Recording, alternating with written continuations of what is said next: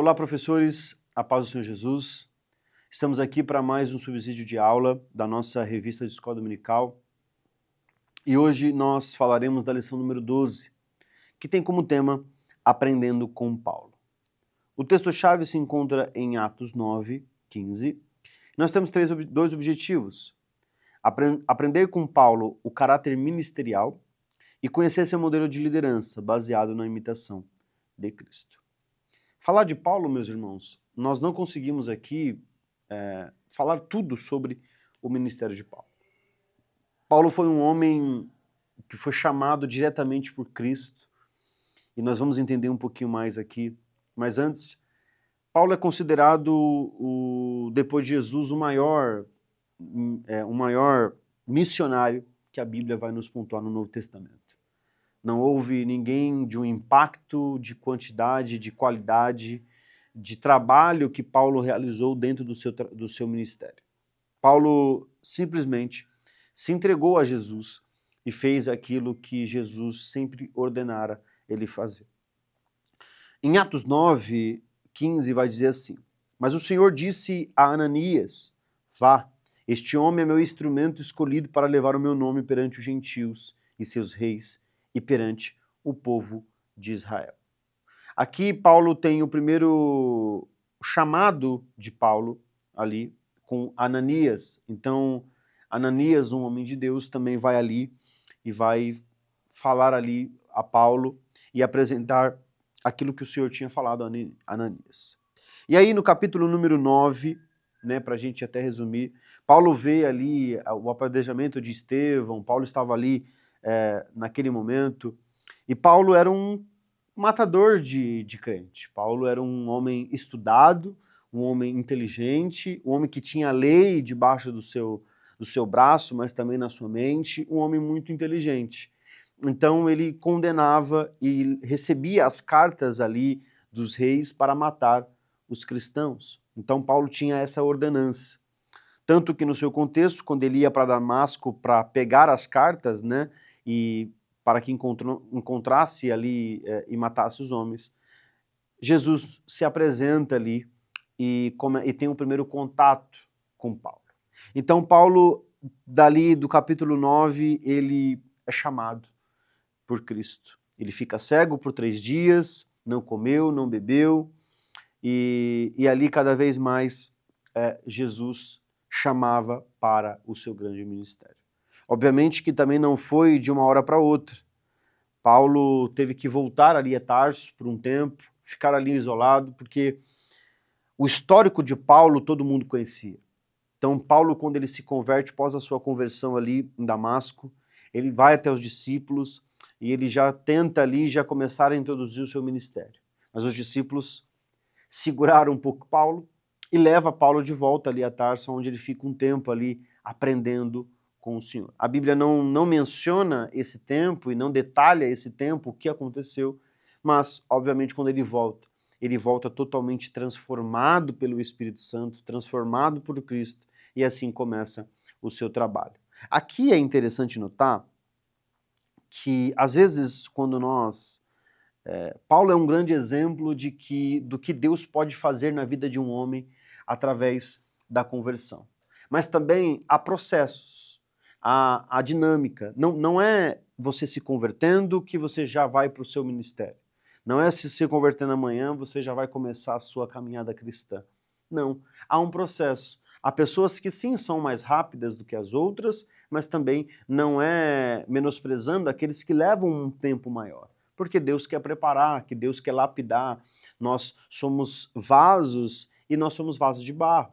Então nós quebramos facilmente, nós pecamos facilmente. Então Deus tem que nos lapidar, nos moldar, nos dar essa condição para cada vez mais estar no trabalho missionário. O próprio Paulo, ele vai orientar ali aos irmãos que o obreiro ou o diácono ou o bispo, que ele não seja novo convertido, porque ele não tem raiz, não tem firmeza.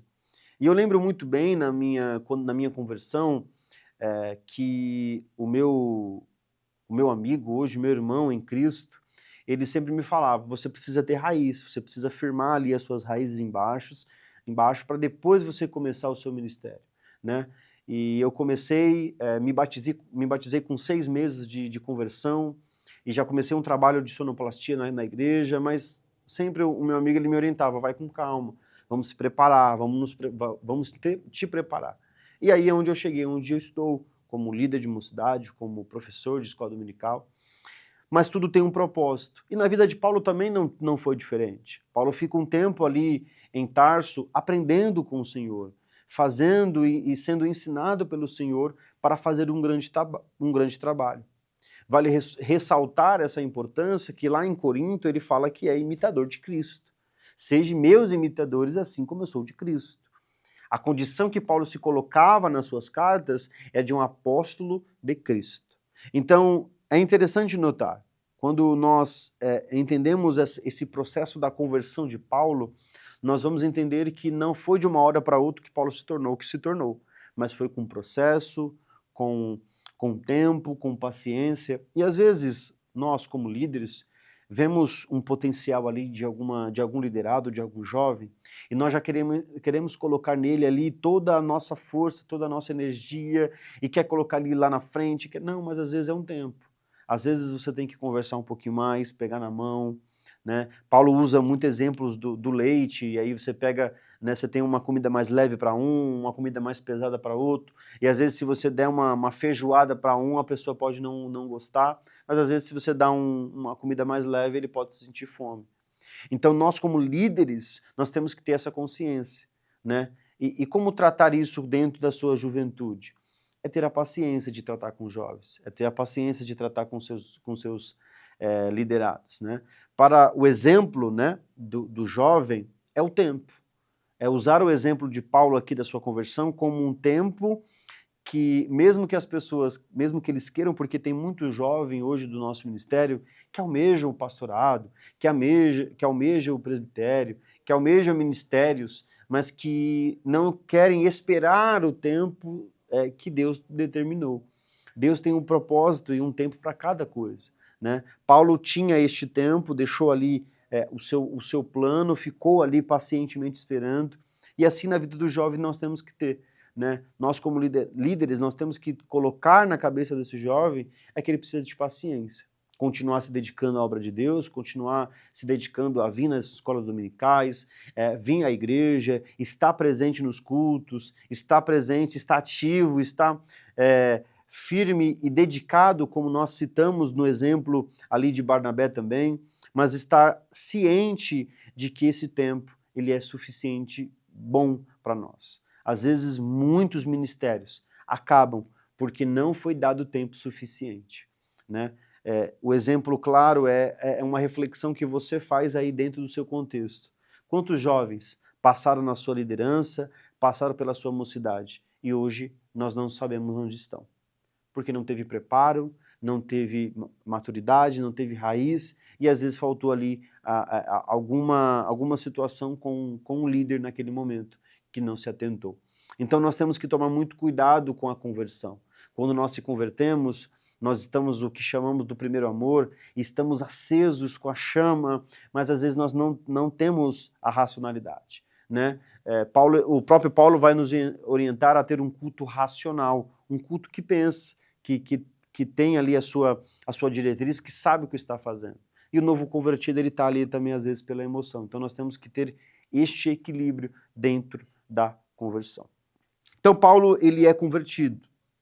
Ele passa um tempo, e aí Paulo começa a sua jornada para o ministério. E nós vamos compreender isso em Atos capítulo 9, versos 19. Saulo passou vários dias com os discípulos em Damasco. Logo começou a pregar nas sinagogas que Jesus era o Filho de Deus. Todos os que ouviam ficavam perplexos e perguntavam: não é ele o homem que procurava destruir em Jerusalém aqueles que invocam este nome? E não veio para cá justamente para levar presos os chefes do sacerdote? Todavia, Saulo se fortalecia cada vez mais e confundiu os judeus que viviam em Damasco, demonstrando que Jesus era o Cristo. Decorridos muitos dias, os judeus decidiram de comum acordo matá-los, mas Saulo ficou sabendo do plano deles. De noite eles vigiavam as portas da cidade a fim de matá-los. Mas os discípulos o levaram de noite e fizeram ceder num cesto, através da abertura de muralhas. Enquanto chegou a Jerusalém, tentou reunir os seus discípulos, mas todos estavam com medo dele, não acreditando que fosse realmente um discípulo. Então Barnabé o levou aos apóstolos e lhe contou como o caminho de Saulo viria o Senhor, que falava. E como em Damasco ele havia pregado corajosamente em nome de Jesus, assim Saulo ficou com eles e andavam com liberdade em Jerusalém, pregando corajosamente em nome do Senhor Jesus. Falavam e discutiam com os judeus de fala grega, mas estes estavam para matá-lo. Sabendo disso, os irmãos levaram para Cesareia e o enviaram para Tarso. A igreja passava por um período de paz de toda a Judéia, Galileia e Samaria. Ela se edificava, encorajada pelo Espírito Santo, crescia em números, vivendo no temor do Senhor. Então Paulo começa o seu ministério para muitos ali muito confuso. E é natural nós vivermos esse contexto, né? Pós uma conversão de um drogado, de um ex-drogado, de um ex-bêbado, de pessoas que faziam coisas ali no mundo, até o próprio Paulo vai citar que quem bebia não beba mais, quem mata não mata mais. Por quê? Porque é natural este contexto. Quando nós nos convertemos, eu, por exemplo, tenho um exemplo muito claro da minha vida. A minha família, ela nunca creu em Jesus, né? Então eu tenho várias religiões dentro do meu contexto de vida. Então eu tenho católico, eu tenho umbandista, eu tenho espírita. E quando eu me converti, as pessoas não acreditavam que o Marcos tinha se convertido, né? Então era uma ideia de ilusão, de que eu estava vivendo uma ilusão, ali um momento, um mundo diferente. E eu lembro até hoje que meu tio, ele chegou em mim e falou assim, olha, daqui 5 anos a gente vai ver onde você está.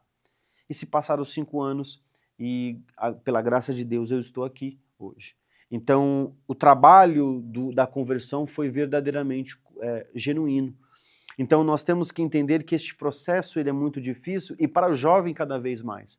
Porque o jovem quer, o jovem está com sede, o jovem está querendo buscar. Mas ali o contexto familiar dele às vezes não permite isso. E muitos jovens saem por conta disso. De famílias que não têm Jesus e acabam abafando isso nele. E aí você vai perder o seu jovem. Então, diante disso, os discípulos se reuniram e levaram Tarso para ali. Levaram Paulo para Tarso, para ele ficar mais isolado. Então, Paulo, nós temos que entender esse ministério de Paulo como um ministério grandioso, o maior exemplo do que Jesus pode fazer na vida de um homem. Paulo, ele é o maior, né, missionário depois de Jesus, mas Paulo tinha suas falhas. Mas o que fica de ensinamento na vida de Paulo, o primeiro ensinamento na vida de Paulo, é que Deus ele pode fazer coisas extraordinárias para pessoas que a gente às vezes nem espera. Como nós lemos aqui Paulo em Damasco, ali em Jerusalém, as pessoas tinham medo dele. Este homem recebia carta para matá-los. E hoje estava falando que Jesus é filho de Deus. Como assim? Não tem como, não tem a possibilidade. Mas Paulo foi ali, foi firme, Deus estava com ele, e cada vez mais esse homem ganhava ali almas para Jesus. Então, o primeiro ensinamento é que a vida de Paulo nos dá exemplo do que Deus pode fazer em nossas vidas, tanto nas nossas como líderes, como nos liderados e como pessoas que se convertem há pouco tempo. Então, Paulo tinha o exemplo de uma liderança íntegra e completa. Como eu falei a vocês, Paulo ele se entregou a Jesus. Ali naquele encontro que ele tem com Jesus em Damasco, ele entende o tamanho da responsabilidade do chamado. Em Atos 9, como nós vamos dizer, Paulo, todo mundo conhecia Paulo como matador, mas Deus já tinha um plano naquela vida. E deu a Ananias a missão de levá-lo ali a mensagem de Deus. É interessante notar que durante a passagem, Ananias tem medo e questiona Deus. Mas Senhor, este é o que matava, este é o que mata os cristãos, esse é o cara que ele começa a citar ali, mas Deus fala, não, vá porque ele tem um grande chamado, eu tenho um grande chamado na vida dele. Então, Quando Paulo ele recebe esse chamado, ele se entrega inteiramente e irrepreensivelmente à sua conduta. Ele se entrega em tempo de serviço, em esforço, em qualidade, e ele começa a se manter cada vez mais. Paulo cita ali em 2 Coríntios, capítulo número 11, ele cita ali o que ele já enfrentou pelo ministério. O grande exemplo claro de uma liderança íntegra é refletir, meus irmãos, qual é o sucesso que Paulo teve. Na segunda carta de Timóteo, onde ele termina a sua vida, né, ele escreve as últimas cartas, ele diz assim: terminei a carreira, guardei a fé. Como nós vamos dizer que a carreira de Paulo foi comencionada? Como nós vamos mensurar a carreira de Paulo? Né? Hoje nós estamos vivendo num contexto de que o sucesso, de que o dinheiro, de que a fama, de que as coisas materiais são mais importantes para definir o seu sucesso. Mas o que Paulo conquistou para ele dizer que ele terminou a carreira e guardou a fé? É uma reflexão que serve para nós e que você pode, como professor, usar na vida do jovem. Principalmente porque o jovem hoje quer saber disso. Quer saber das redes sociais, quer saber de fama, quer saber de dinheiro, quer saber de bem material. E é bom, é saudável, é legal o jovem ter sonho, é legal o jovem ter consciência disso, de responsabilidade. Mas o jovem tem que entender que a carreira que é proposta para nós não é às vezes de bem-estar, não é às vezes de boa conduta. Nós vemos não só Paulo, mas todos os discípulos, a não ser João, que morreu de uma forma mais tranquila, mas também passou por situações, todos tiveram uma morte muito cruel defendendo o evangelho. O problema é que hoje nós não queremos, às vezes, pagar esse preço. E Paulo nos ensina a ter uma liderança íntegra, em que sentido? Em reconhecer que ele não é autossuficiente. E ele reconhecia muito nas suas cartas. Como, por exemplo, ele se aperfeiçoa na fraqueza porque a fortaleza dele é de Deus. Paulo resumia e citava todas as vezes que ele era o maior pecador porque ele fazia muita coisa errada.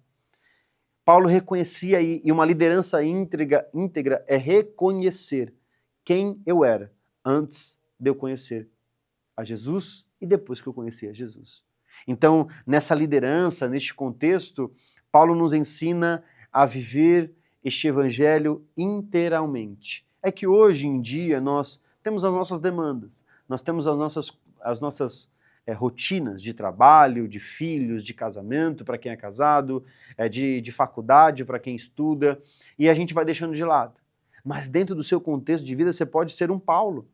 Você pode falar de Jesus na sua faculdade, você pode falar de Jesus dentro da sua casa para aqueles que não conhecem Jesus, você pode falar de Jesus no seu trabalho. Ah, mas eu não pode. Não pode. Obviamente que você tem que entender o seu contexto, entender a sua vida, mas Paulo, ele não tinha que lugar que ele pregava. Ele chega numa igreja ali em Tessalônica, a primeira coisa que ele faz é procurar uma sinagoga para pregar o evangelho. Paulo, na cadeia, preso, ele escrevia as cartas mais soltos do que as pessoas que estavam lá fora. Paulo não tinha tempo ruim. O chamado de Paulo foi para pregar o evangelho e fazer missões e construir igreja. E ele seguiu esse ministério fielmente. Falhou? Falhou muitas das vezes. Né? Pecou muitas das vezes. Porque era um ser humano comum. Mas era um ser humano que era extraordinariamente usado por Deus. Então Paulo nos dá esse exemplo claro de uma liderança íntegra. E para nós, cada vez mais, temos que entender que um líder bem-sucedido, né, é um líder que reconhece os seus erros, reconhece as suas falhas, mas que inteiramente está direcionado por Deus. Nós temos o exemplo onde ele foi impedido de pregar o evangelho ali na Ásia, e o Espírito de Cristo impediu e ele acatou. Nós temos a interessante história de que ele passou por diversas coisas. Viu a abundância, viu a pobreza, passou fome, mas também já teve... E aí ele, no final do versículo ele diz assim, posso tudo naquele que me fortalece. Porque ali sim, ele entendeu que quem fortalece ele é Cristo. Então um bom líder, um sucesso para um bom líder é entender o tamanho da responsabilidade que tem, mas também reconhecer que Deus está sobre todas as coisas. Para a gente finalizar, como eu falei para vocês, meus irmãos, é uma história muito, muito ampla de Paulo.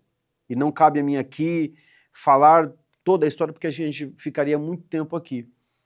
O intuito da aula, o intuito do vídeo é trazer lucidez para você, professor, para que você consiga desenvolver a sua aula. E eu espero de verdade que eu possa ter passado tudo aquilo que está ali no meu alcance. A gente irá ler a conclusão e finalizar.